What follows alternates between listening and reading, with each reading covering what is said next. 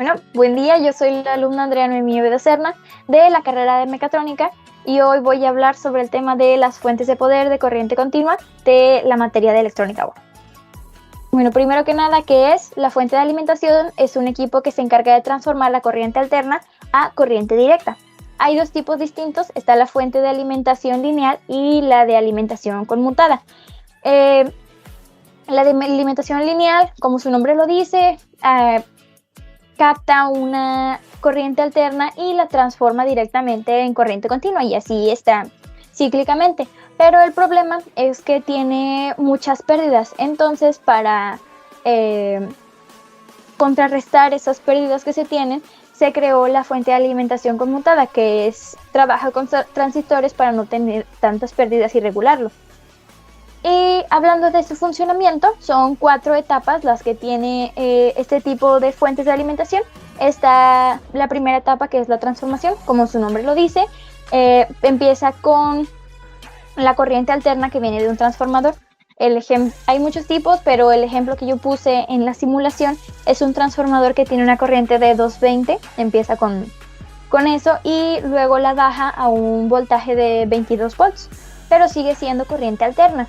Después está un rectificador. El rectificador trabaja con un puente de diodos que, como hemos visto durante la clase, el puente de diodos nos permite que la corriente pase a cierto sentido, pero al otro no. Entonces nos ayuda a eliminar, como por así decirlo, la parte negativa de la corriente alterna.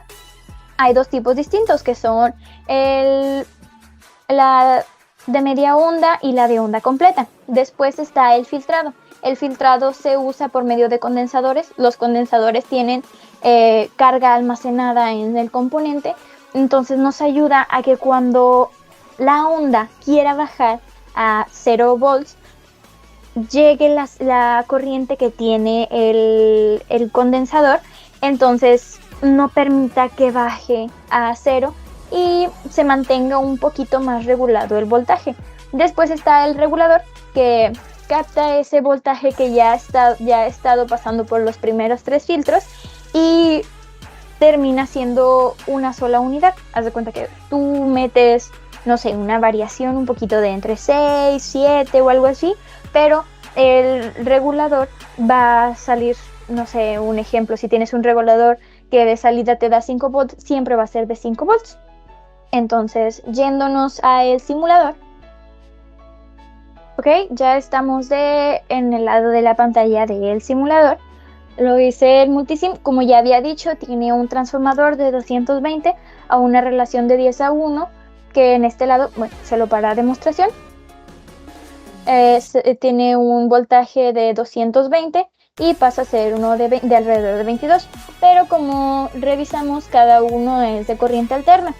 El final está de este lado, por donde la resistencia 1, y si medimos en el multímetro el voltaje, sale a que es 1.257 volts. Si tú lo mides en corriente directa, si tú lo mides en corriente alterna, te da a una unidad extremadamente baja, que es como si no hubiera voltaje. Entonces, este es un transformador, está aquí el puente de diodos, como lo había dicho, el condensador y luego está el regulador. Bueno, y solo como demostración, vamos a usar ahora los osciloscopios para ver que en la primera parte sí hay una onda de corriente alterna, ambas están en la misma escala, si se puede observar, y la primera sí hace onditas entre el positivo y el negativo, y en la segunda parte, que es cuando se supone que ya después de todas las etapas viene una corriente directa, no se presenta ninguna oscilación. Entonces básicamente es a lo que viene a dar la fuente de alimentación de corriente continua. Y sería todo. Muchas gracias por su atención.